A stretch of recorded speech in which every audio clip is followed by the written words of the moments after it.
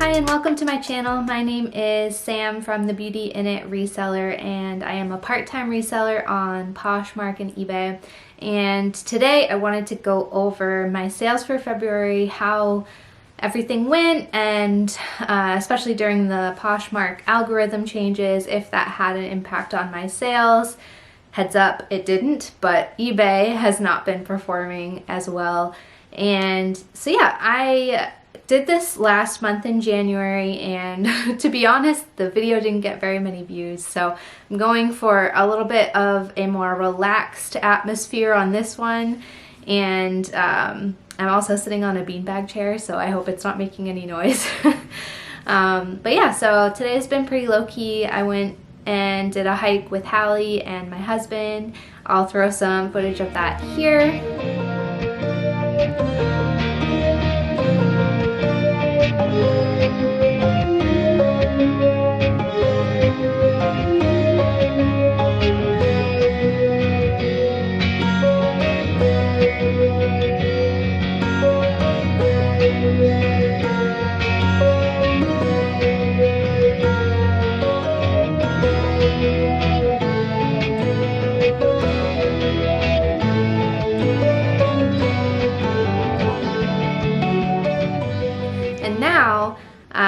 I am just kind of sitting down and going through my numbers for the month of February. So in the month of February, I sold 51 items, and the total sales for everything that I sold both on eBay and Poshmark was $2,480.91, which would be great. I am a part-time reseller, so that is a pretty strong amount to take in, and a regular amount of growth. Now, February has less days than January did, so I was expecting to see a little bit of a drop, and there was a lot going on this month. I know that with Poshmark, they had an algorithm update which had really made it so that you wanted to be a little less keyword focused on your listing titles and have them be more kind of succinct as to what the item was. So rather than describing the item and kind of giving details about like the style of it and the color and everything like that, the items that were showing up in search during that algorithm update were things like Madewell jeans or Cezanne dress, rather than having the style name of the dress or anything like that. And honestly, I didn't see that much of a difference in my sales on Poshmark. I don't make as many sales as a lot of the full-time resellers on YouTube, so I think if you typically see a large volume of sales, then that's likely where you saw a drop. I didn't see too much difference between before and after the algorithm. I was still making sales when that was in place. However, it's eBay that has not been performing as it normally has for me this month, which I went over in my last video. So when all is said and done, $2,480 for total sales, but that doesn't take into consideration cost of goods. So when I take away any shipping fees or cost of goods, the fees from the platforms, Poshmark has a 20% fee, and then eBay's is a little bit more variable depending on the item, but it's usually around 12-13%. And so after all of the fees, I took home $1,124.55, which is, again, great. This is a part-time thing for me, so to bring in that amount of net profit is really great.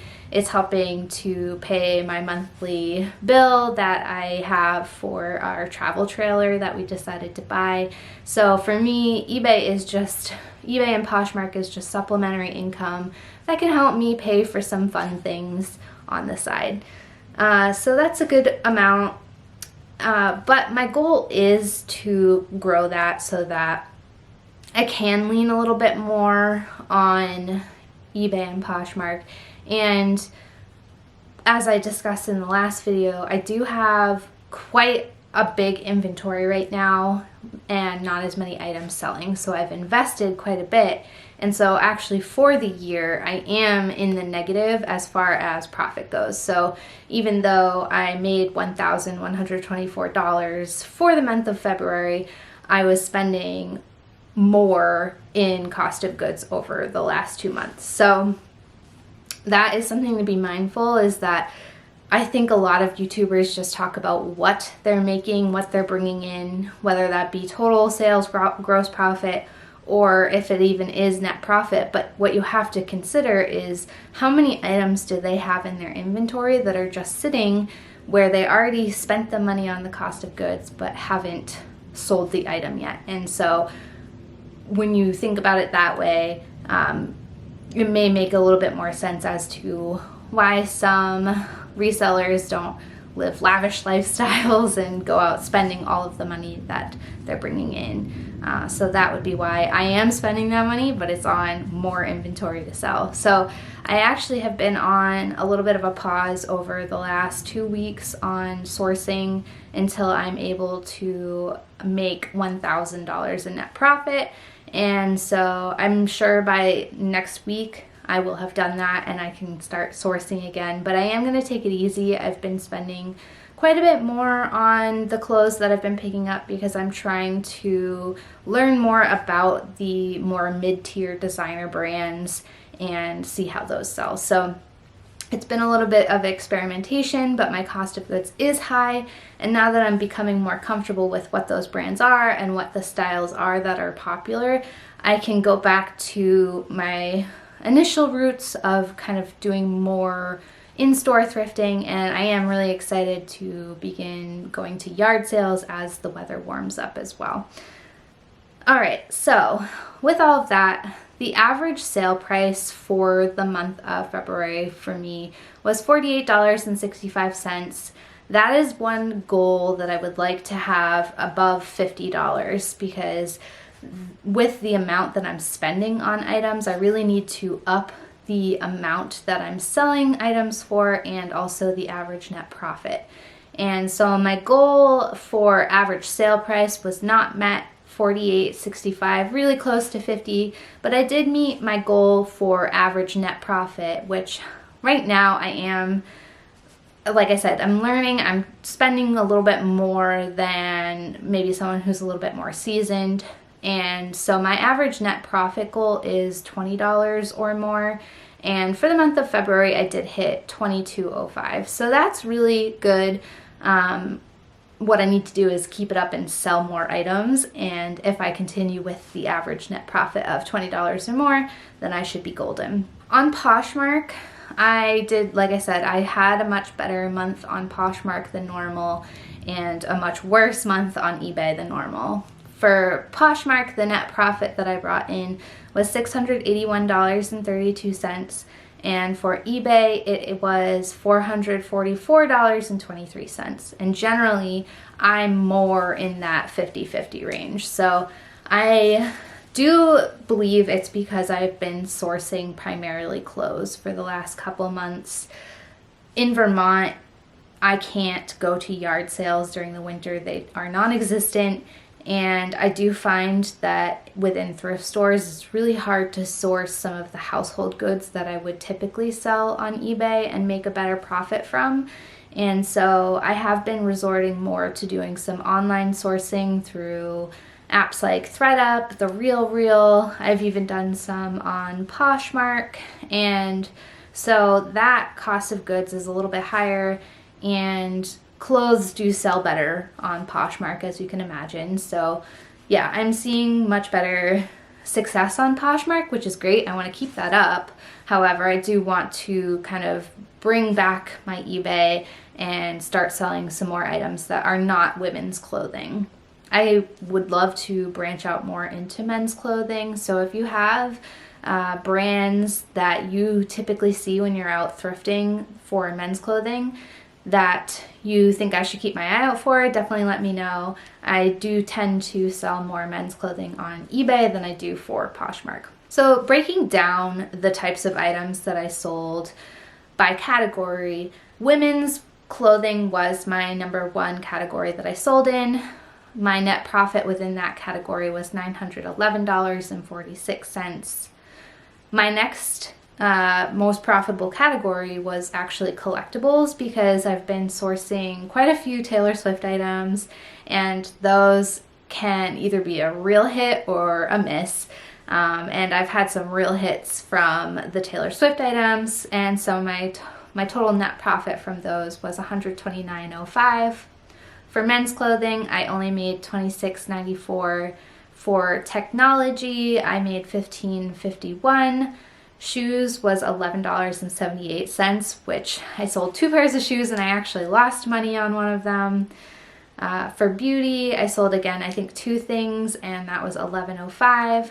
Video games was $9.71, which I am kind of trickling down in the amount of video games that I sourced this past summer. So it makes sense that that number is a little bit lower. However, that total haul was really profitable for me. And then the last one was actually kind of surprising, was jewelry and accessories, and that was only $9.05. So I do think that women's clothing will be my number one category for a while, just because it is primarily what I have in my inventory right now. But I do want to see some of those other categories start to improve. So to go through my top sales from the month, I decided that I would share anything that had an average net profit of $30 or more from the month. So coming in at number 11 was a House of Harlow green bodycon dress that I had purchased from the TJ Maxx yellow tag clearance event, which I will link. That was an item that I was able to pick up for only $10, and it sold for $49.99. So my total net profit on this was $31.25, just sneaking into that $30 or more net profit. Next up was another item from the yellow tag clearance sale, and that was this Eileen Fisher cardigan. I was so tempted to keep this. It was a mixture of silk, wool, and cashmere, so it was super soft and a pretty color for spring. And this one was $39, which is a little bit higher, but with that material content, I did think that it would be profitable. I ended up accepting an offer for $99, and so the total net profit on this item was $32.53. Next up, we have a Legence dress. It was a button-down shirt dress, and I picked that up from eBay, actually. I did a little bit of eBay arbitrage, and I picked it up for $35.99, and it was new with tags, so I did think that it would be a good item to sell. I did sell it for $85, making the total profit on that $34.25. Next is a brand that I sold for the first time ever, and it was because of that eBay arbitrage that I was able to pick it up, and it is from the brand Eskandar. I'm not sure if I'm pronouncing that correctly, and it was just a linen top. I know that this brand can sell for crazy price, so I knew that I would be able to make a profit off of it. I was able to pick it up for $23.75, and a buyer had made an offer for $75, so I was able to profit $36.25, and it was a really quick flip. It only took 10 days for that one to sell. I did pick up another Eskandar piece that is a little bit more substantial. It's in my closet now, and I have it priced really high, so I'm not sure how long it will take to sell, but I know I will make a really good profit on that one. The next 2 items each brought in a profit of more than $30, but they also sold in a bundle. And the first one is this Elizabeth & James one button blazer, and the other was a Theory, another blazer, and I loved that Theory one. I was so sad that it wasn't in my size. I picked up the Elizabeth & James blazer for $16.49. And then I picked up the Theory blazer for $19.99, and both of those also came from that eBay arbitrage. And together, let's see, the total profit between the 2 of them was $84.07. So each of them came in at around $40 and $44, which was awesome. And I love selling in a bundle just because it is one less thing that you have to pack up, and I loved this bundle that the buyer had made. Next one was from the TJ Maxx Yellow Tag clearance sale, and it was this skull cashmere set. And the cost of goods on this one was pretty high just because I did pick up both pieces individually. And I was so close to returning them when the 30 days was up for me to be able to return things to TJ Maxx. And I had been getting a few likers on the items, so I really thought that if I held out that I would end up selling. And I ended up selling it the day after that I went back to return the other items. And so the cost of goods between the two was $103, and I accepted an offer from a buyer for $189. So my total profit was $48.20. Next item, also from the eBay arbitrage haul. I'm really liking the results of that haul. I sold a Veronica Beard utility jacket, and this is a brand that you'll definitely want to be on the lookout for, especially their blazers. They're really popular. And I had looked up comps for the utility jacket because I do know that some other items from Veronica Beard don't sell as well, so you want to kind of keep that cost of goods lower. I did pay $53.99 for this jacket, and it sold for $125, and it sold within 13 days, and I profited $53.28. Next is another Bolo brand. It is a Reformation dress, and it is in the Fulton style. I picked this up from the Real, and I wasn't sure how quickly it would sell because I believe it was a 00 or an extra small. It was a really small size, but it did end up selling within 21 days. I had picked it up from the Real for $60, and a buyer had offered $170, and so my total profit on that was $76.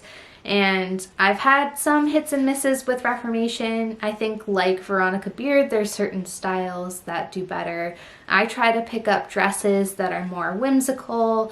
The more maxi style dresses tend to sell more quickly than mini dresses, but I will pick up both as long as the price is right. And so I am careful about looking at comps when it comes to Reformation. I have had some items that have sat for a while that I did think would sell, and so I am holding on to the cost of those items within my inventory, and so hopefully they'll sell soon and I'll be able to talk about those on my next month's recap.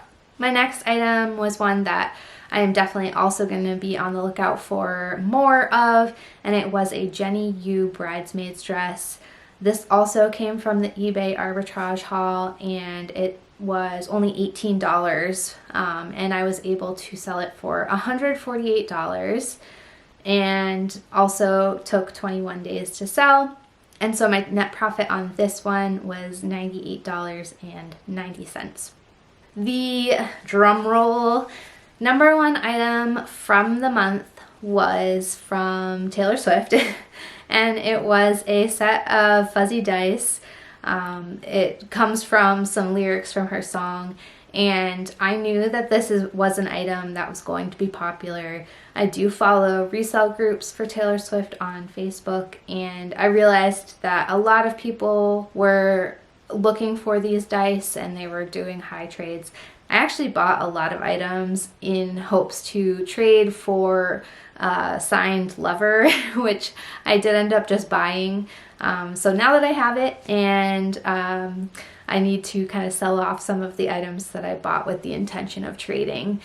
And so this I picked up for $35. I'm sad that I only picked up one set. It's kind of, the items sell out so quickly on the website that before you really get to know what ones are popular, you need to make a purchase. So I only picked up one, sadly, for $35, and it ended up selling for $199, which made my total net profit $129.05. So those were the best sales from the month. And so lastly, we will go through some of the sales. First up, we have an Issa London top, and I made a pretty decent profit off of it. It was for $10.02. And the reason that this is making it into the list was just that the cost of goods was a little bit high for a brand that I was unfamiliar with. So I had spent $30.53 on this top from ThredUp, and it's not a brand that I will continue to look for. While I do think there is room for profit in this, I will only make a good profit if I'm able to pick it up at a much lower cost. So unless I see it out thrifting, it's not a brand that I will seek.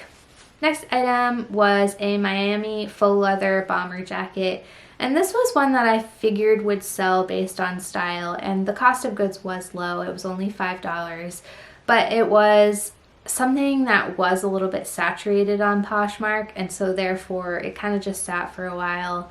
Eventually someone did put it into a bundle, and so I was able to profit $4.54 on it, but it's really not worth it sitting around in my inventory for that long for that low of a profit, especially since clothes can be a little bit clunkier, and because I have a dog, I have to be more careful about lint rolling everything before sending it out, whereas home goods, usually it's kind of a ship and ready to go. So when I'm sourcing clothes, I do want to be more mindful of how long they might sit and whether the potential profit is worth having them in my home for that long. The next item that was not great for the same reason was a philosophy skirt, and this was an item that I picked up because I had heard the brand before as kind of like a bread and butter item from McThriftsy, but I do think she picks up items at much lower cost of goods, and she has a much better insight into the trendier items that will kind of sell more quickly. Mine did stick around for quite a while, and eventually a buyer had made an offer for $10, and so even though the profit wasn't much, I just wanted to kind of clear out that space in my inventory. So I accepted the offer, and I ended up profiting $4.05, which isn't terrible, but definitely not a brand that I'm going to seek out. And if I do see anything at a lower cost of goods that I think might sell, I'll just have to be a little bit more careful about checking comps for that item. The next one is one that I'm definitely sad about, and it is a Free People pair of harem pants. They're brand new, and the reason it makes the list this month is because I did make a mistake, and I accepted an offer without really remembering correctly what my cost of goods were. And so I only profited $2.72 because the cost of goods was $14.63 within liquidation. I had actually sent out an offer for $31 and free shipping at a time when I wasn't making very many sales and I was getting a little nervous. And because of the free shipping, I really didn't make much profit. And I have plenty more to sell, and I did make a profit even though it was only $2.72, but definitely not a mistake that I will make again with these items. And so hopefully after all of them sell, I'll make a really good profit, but that is why that makes my list for February. And then my worst sale of the month was a pair of Reebok shoes that I again had accepted an offer without realizing that I had free shipping set on eBay. And so if it hadn't been free shipping, I would have been fine with the sale because it would have just gotten them out of my inventory. However, I did end up losing $1.55 because the cost of shipping was more than the profit that I would have made in combination with the $6 cost of goods. So those are my sales for the month, and I'm always going to have them. That is just the way it is with reselling. There's always going to be sales that are better and some that are not as good. So leave a comment below. Let me know what your best sale was for the month and what your worst sale was. I would love to know. And if you're new to this channel, I would love it if you could subscribe. I'm trying to grow this channel and my goal is to have 300 subscribers by the end of March. That may be a little bit of a challenge, but I would love to see if you could help me get there. And also, if you could like this video, give it a thumbs up. Let me know that you want to see these monthly recaps. Like I said, January I didn't get very many views and it was more like a PowerPoint. So maybe it was a little boring, and hopefully this will be a little bit more engaging, a little bit more relaxed, and hopefully you enjoyed that footage of Hallie. Well, thank you for watching, and I will catch you on the next one.